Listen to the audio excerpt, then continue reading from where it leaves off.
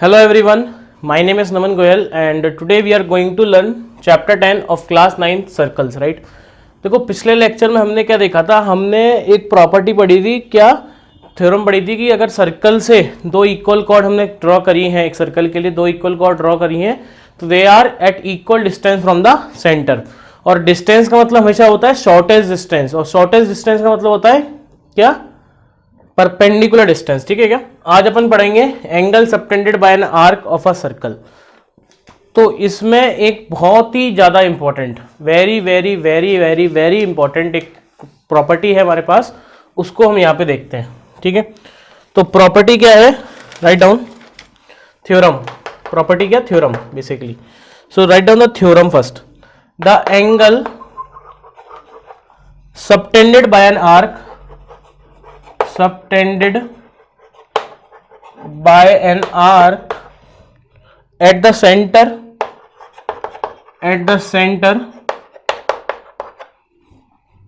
is double the angle, is double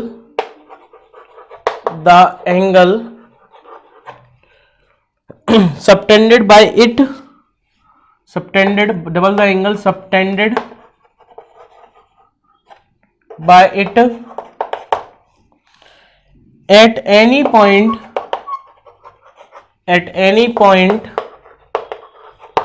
on the remaining part of the circle, on the remaining part of the circle। ठीक है क्या? देखो अब सबसे important है ये ना, बहुत इंपॉर्टेंट है, तो पहले अपने को ये समझ में आना चाहिए। ठीक है क्या? देखो, the angle subtended by an arc of a circle at the centre, by an arc of a circle at the centre. तो सबसे पहले तो अपन क्या करेंगे, एक सर्किल ड्रॉ करते हैं, इसका एक सेंटर है, वो हमने सेंटर मान लिया। अब इसका कोई भी एक आर्क है ए बी, ठीक है। अब इस आर्क ने जितना एंगल इसके सेंटर पे बनाया है, ये एंगल इसके सेंटर बनाया है, ये हमने सेंटर मान रखा है ना, और ये पॉइंट हमने बी ले लिया, is double the angle subtended bye it at any point on the remaining part of the circle. अब मैंने कोई भी पॉइंट ले लिया, मान लो फॉर एग्जांपल ये पॉइंट ले लिया P। अब ये जो एंगल बना है ये हमेशा इसका आधा होगा, या फिर ये जो एंगल सेंटर बना है वो इस वाले एंगल का क्या होगा, डबल। तो कुल मिला के हमें प्रूफ क्या करना है, angle AOB is equal to twice of angle APB, ये हमें प्रूफ करना होता है। ठीक है क्या? समझ में आया कि किसी भी एक आर्क ने सेंटर पे कुछ एंगल बनाया, वो एंगल उसी आर्क ने अगर मान लो किसी भी सर्किल पे, इस सर्किल पे कोई भी पॉइंट ले लिया हमने, फॉर एग्जांपल यहां ले लिया, यहां भी ले सकते थे, कहीं भी ले सकते थे, जो एंगल वो बनेगा ये वाला एंगल इस वाले एंगल का डबल होगा।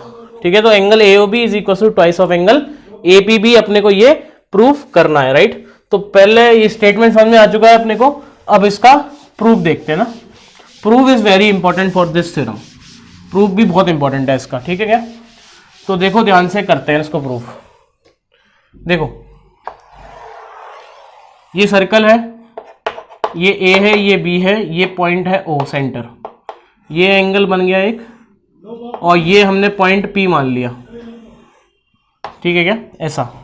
ठीक है, अब मैंने क्या किया, मैंने कंस्ट्रक्शन किया, यहां से इसको इससे ज्वाइन किया और इसको थोड़ा सा आगे एक्सटेंड कर दिया, इस पॉइंट को C बोल दिया। ठीक है क्या?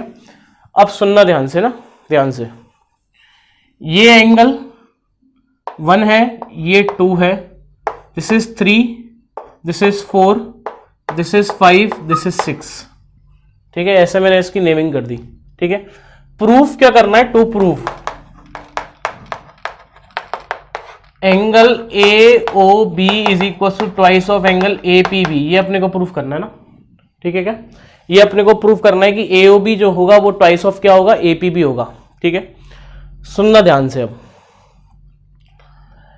Angle 1 is equal to angle 3 होगा, angle 1 is equal to angle 3 होगा, प्रूफ। क्यों? क्योंकि देखो OP is equal to OA है, because OP is equal to OA है, तो ये जो ट्राइंगल है OPA is an isosceles triangle, so we can say that ये दोनों साइड बराबर है, तो ये दोनों एंगल भी आपस में क्या होंगे, बराबर होंगे। ठीक है, कोई दिक्कत वाली बात नहीं है। बढ़िया बढ़िया बढ़िया। अब देखो next, similarly we can see that angle 2 is equal to angle 4 होगा। Angle 2 is equal to angle होगा अगेन क्या है, O B is equal to O A O P. ठीक है क्या? अब सुनो ध्यान से, fifth angle 5 is equal to angle 1 plus angle 3। Angle 5 is equal to angle 1 plus angle 3 because exterior angle equal to some of opposite interior angle. देखो किसी भी एक ट्राइंगल के लिए, हमने यहां पे ट्राइंगल क्या लिया हुआ है, ए पी ओ। एंगल 5 जो है is an exterior angle, so angle 5 is equal to angle 1 plus angle 3 होगा।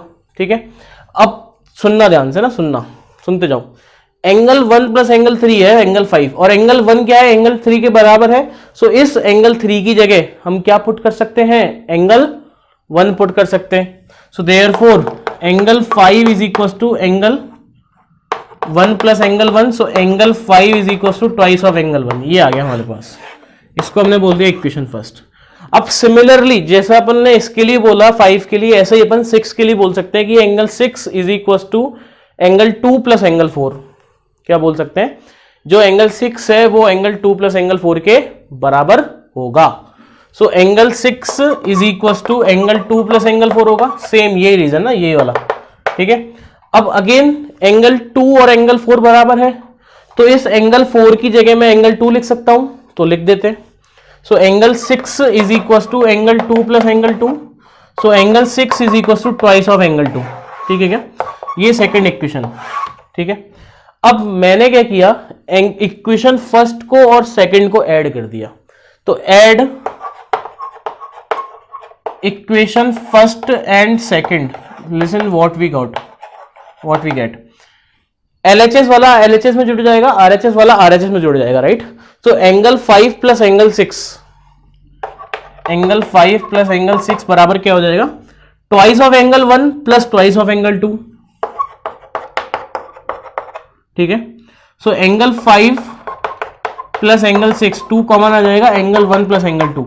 अगर आप इस डायग्राम को देखोगे तो 5 और 6 मिलकर दे क्या रहे हैं, AOB मिल रहा है ना।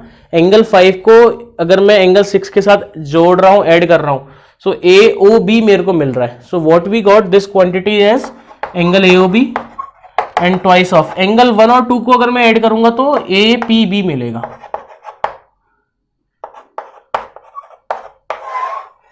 यही प्रूव अपने को करना था, हैंस प्रूव्ड हो गया ना, हैंस प्रूव्ड। समझ में आया? ठीक है, तो बहुत इंपॉर्टेंट प्रॉपर्टी है, उससे भी ज्यादा इंपॉर्टेंट है इसका प्रूफ। ठीक है, क्लियर है? क्या किया अपन ने, देख सकते हैं आप, है ना। समझ में नहीं आया तो आप वीडियो को दोबारा रिवाइंड करके देखें, पर समझें इसको। ठीक है क्या, कर लेंगे। अब इसी का यूज, अच्छा आप देखो क्वेश्चन कैसा आता है, आपको ये एंगल दे देगा 30 डिग्री, पूछ लेगा ये कितना है, डबल होगा इसका 60 डिग्री, खत्म बात, सिंपल एज दैट। अब इसी का यूज करके, इसी प्रॉपर्टी का, इसी थ्योरम का यूज करके हम एक और थ्योरम बोल सकते हैं। देखो कैसे बोल सकते हैं, पहले समझ लेते हैं थ्योरम क्या है, स्टेटमेंट वगैरह लिख लेते हैं पहले इसका, फिर प्रूफ भी कर लेंगे। So next theorem, write down. Theorem is angle in same segment of a circle are equal. ठीक है, ये अपने को प्रूफ करना है। पहले समझते हैं इसका मतलब क्या है। देखो इसका मतलब क्या है कि जैसे मान लो हमने क्या किया, एक सेगमेंट बनाया ये AB। ठीक है, ये सेगमेंट ने एंगल बनाया, मान लो ये एंगल बनाया P, और इसी सेगमेंट ने ये एंगल बनाया, ये सेंटर है OQ। तो हमें क्या प्रूफ करना है कि अगर सेम सेगमेंट एंगल बना रहा है तो वो क्या होगा, बराबर होगा। Means what we want to prove, angle P is equal to this angle. ये अपने को प्रूफ करना है। तो टू प्रूफ क्या है, angle APB is equal to angle AQB, ये अपने को प्रूफ करना है। ठीक है क्या, अब सुनना ध्यान से। मैंने क्या किया, इस O पॉइंट को ज्वाइन किया इससे, ऐसा कुछ। सो देखो अभी अभी हमने क्या प्रॉपर्टी पढ़ी है कि कोई भी आर्क सेंटर पे जो एंगल बना रहा है वो इस वाले का क्या होगा, दुगना होगा। सो उस प्रॉपर्टी का यूज करके अपन क्या बोल सकते हैं, angle A O B is equal to twice of angle A P B बोल सकते हैं क्या। तो यहां से मैं क्या बोल सकता हूं कि angle A P B is equal to half of angle A O B. इसको मैंने बोल दिया इक्वेशन फर्स्ट, ठीक है क्या। Now again A O B जो होगा वो twice of angle A Q B के भी बराबर होगा, होगा कि नहीं होगा, बिल्कुल होगा ना। Now angle A O B is again twice of angle A Q B, ठीक है क्या। अब यहां से एंगल ए क्यू बी निकाल लिया, angle A Q B is equal to half of angle A O B, इसको इक्वेशन सेकंड बोल दिया। Now from equation first and second listen what we get. देखो एक बार देखो, फर्स्ट में क्या लिखा हुआ है, A P B is half of A O B. Second में भी क्या लिखा हुआ है, A Q B is half of A O B. तो अपन क्या बोल सकते हैं, therefore from first and second what we get, angle A P B is equal to angle A Q B,